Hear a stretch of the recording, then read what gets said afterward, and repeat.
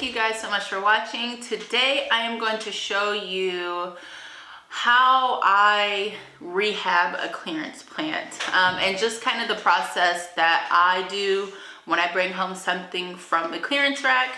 Now, I have slowed way down on the plants that I bring home off of the death rack.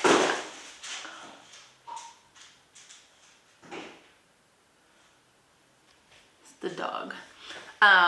So I've slowed way down on the plants that I bring off of the death rack, only because I just don't always have the time to make sure that they're doing okay and to work with them, and it got to a point where things were just, you know, they would come off the death rack and then they come home and then fully die at my house. So I stopped doing it as much, but I thought this would be a good opportunity to share how I rehab a plant, just the process that I do.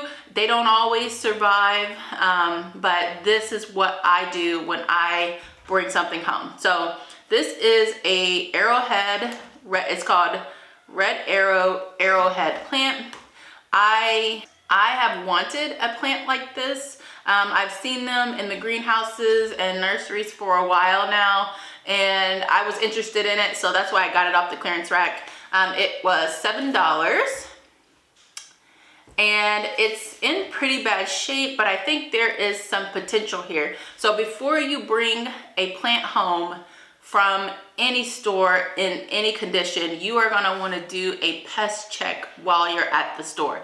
And the way that you do that is you're gonna wanna flip over the leaves, check for spider mites, mealybugs, any sort of damage that doesn't look like, you know, something like this, or like something like this. So if you've got some weird coloration, if you've got kind of like a mottled look on the leaves, you're going to make sure that you check that. Just looking for anything that looks off, that looks weird. And then of course, just checking thoroughly for pests, as thorough as you can being in a store. So that's what I did with this guy. And then when I bring those plants home, I check them again for pests, just in case.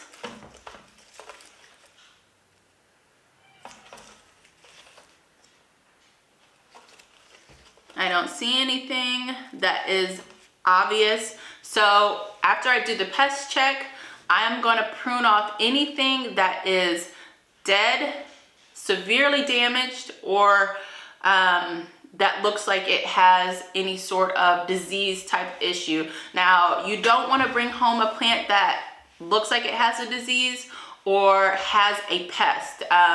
You're just asking to infect the rest of your house plants. So if you see a plant with the pest on it, just leave it there. I promise you, you will find another plant like that. You don't have to risk your whole collection bringing home a plant with a pest in it. So you want to have yourself some good shears to use, and these are kid scissors. My shears, my pruning shears that I would use for something like this, I cannot find them. I don't know where they are. They're just gone. So pretend that these are the proper little shears. They're like snips. They look just like this, but the cutting part is a little bit thinner. And so make sure that those are clean. You can wash them with soap and water. You can use soak them in vinegar. However you clean your pruning tools, do that, and then go ahead and start pruning off the dead, damaged, or diseased foliage.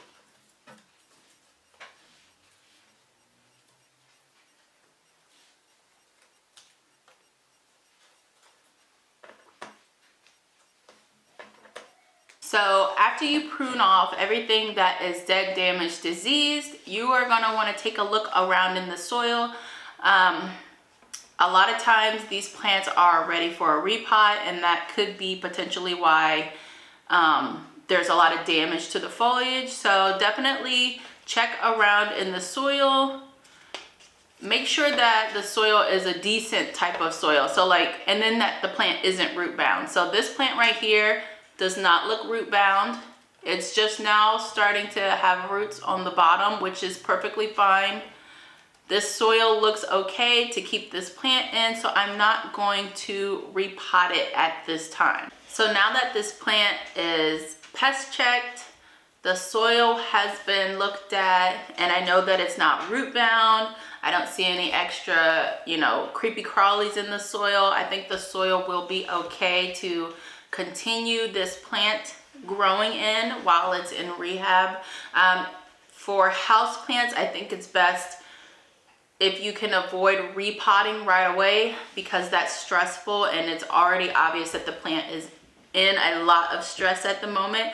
So I got some water and I added just a tiny drop of worm compost tea, and I'm gonna go ahead and water this plant.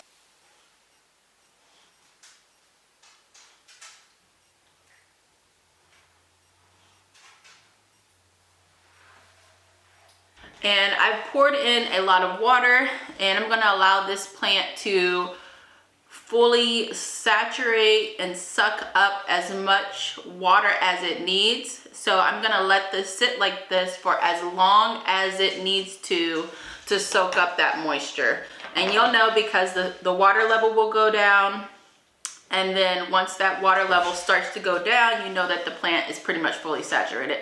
Also, you'll know by the weight of the pot.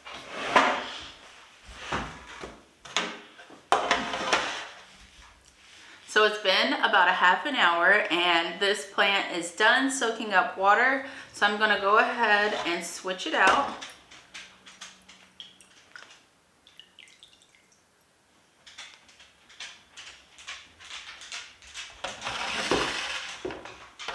Okay, so it's done with the water. Now the next thing that you'll wanna do is quarantine this plant from your other plants.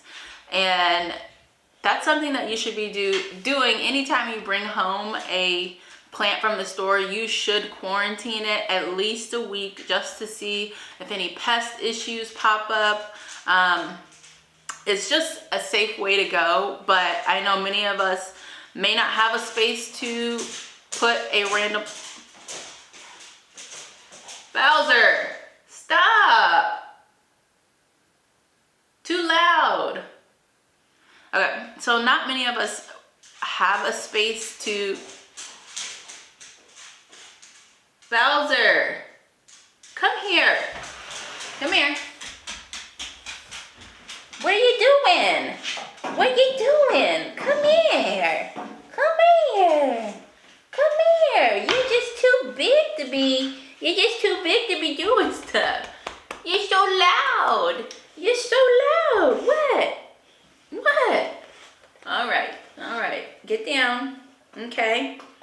We'll go out in a minute. Get down. We'll go outside in a minute. Get down. Get down. Get down. Thank you. Thank you.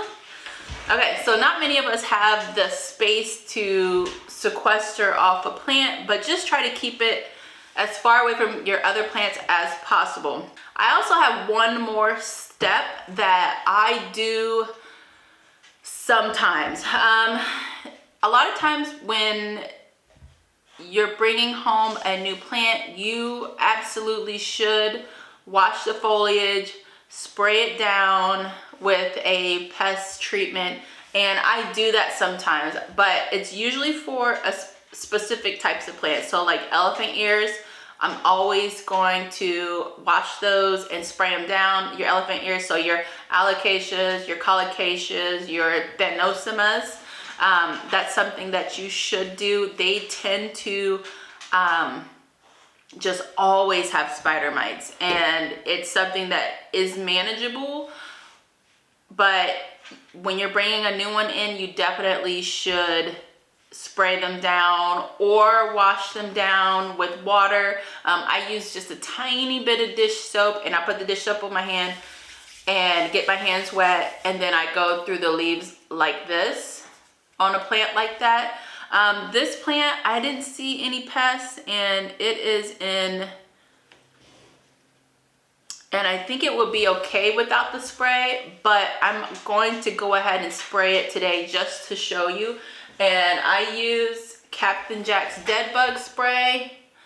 And here's what I'll do. I'll just show you what, let me make sure it's on. And I'll just do a little spray. With something like this, you want to make sure you get under the leaves and on top of the leaves. You want to saturate the plant.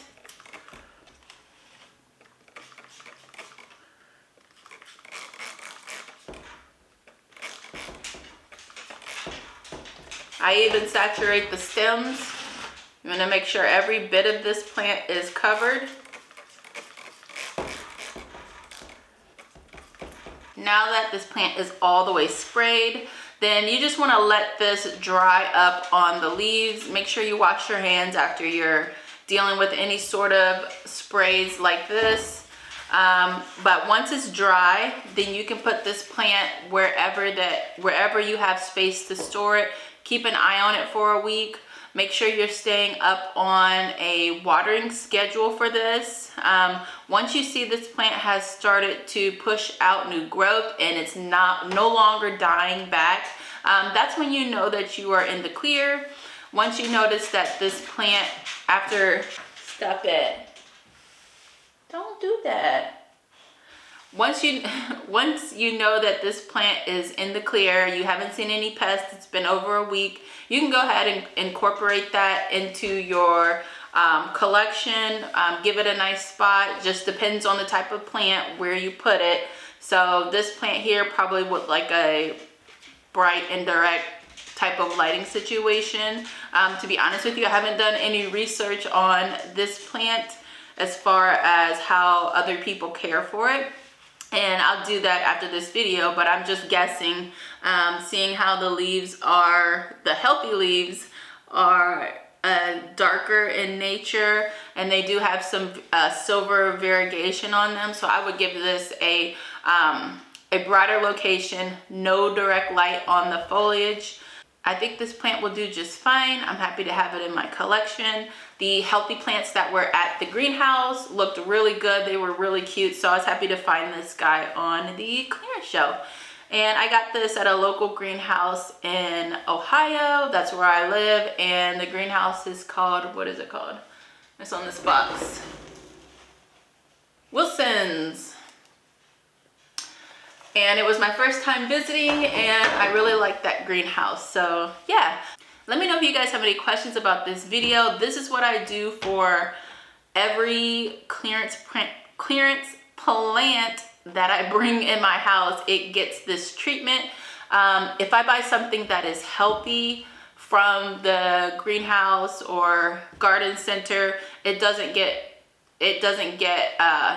typically treated like this, because usually you're buying something that has all nice leaves, no pest issues, looks great. It may need a repot, but yeah, but this is the process for a clearance plant, a plant in distress. And yeah, so let me know if you guys have any questions, and I'll see you in the next video. Bye.